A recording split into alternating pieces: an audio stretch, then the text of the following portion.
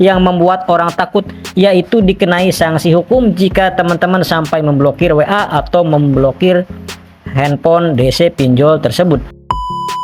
Assalamualaikum warahmatullahi wabarakatuh. Di video kali ini kita akan membahas masalah DC pinjaman online.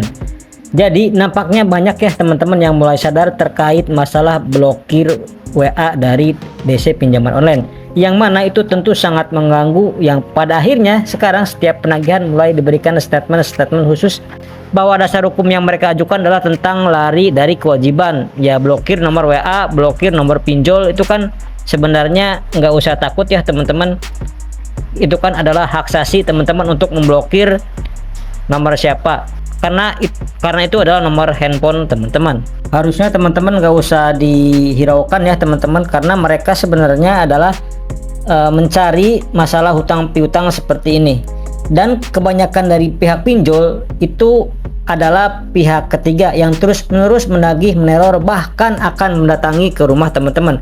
Jangankan gitu, kita enggak angkat telepon dari mereka itu juga enggak masalah ya teman-teman. Karena begini ya, itu kan lumayan sering yang bertanya tentang masalah blokir WA ini. Itu aman nggak sih ketika kita enggak respon sama sekali dari WA tersebut? Dan efeknya apa sih ketika kita memblokir nomor DC pinjol tersebut? Ya, jawabannya nggak ada ya teman-teman, sudah sering kali saya membahas.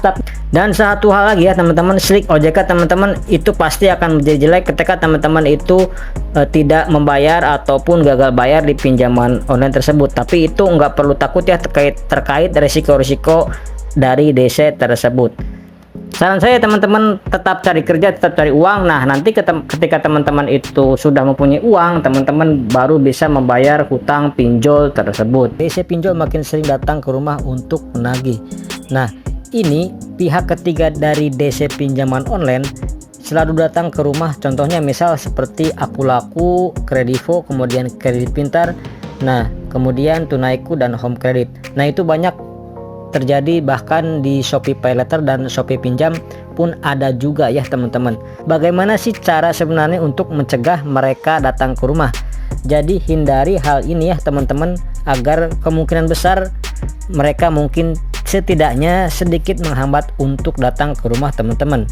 Ya, setidaknya teman-teman nggak diprioritaskan ya, jadi diprioritaskan yang paling terakhir untuk ditagih. Nah, yang pertama adalah teman-teman jangan terlalu merespon chat mereka atau telepon dari DC pinjaman online tersebut, karena mungkin sebagian orang akan merasa kalau teman-teman itu kooperatif dan teman-teman dipermudah untuk masalah pengeluaran waktu. Nah, ternyata tidak ya teman-teman.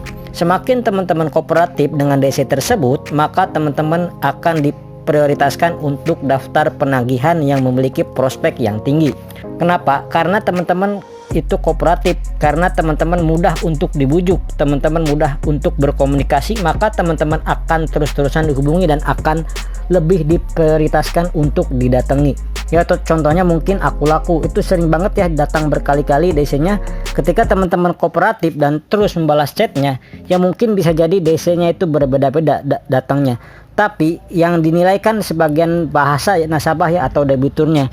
Intinya, jika teman-teman sebagai peminjam yang berpotensi lebih besar untuk bisa melunasi dengan lebih cepat, ya teman-teman akan sering dikunjungi dan akan sering dikomunikasikan ya. Jadi hal-hal yang mungkin akan sedikit membantu untuk memperlambat DC tersebut datang ke rumah, biasanya orang-orang yang seperti ini ya teman-teman.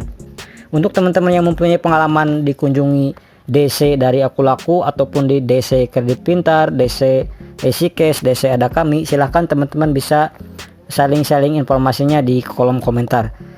Sekian dulu di video kali ini, saya pamit. Wassalamualaikum warahmatullahi wabarakatuh.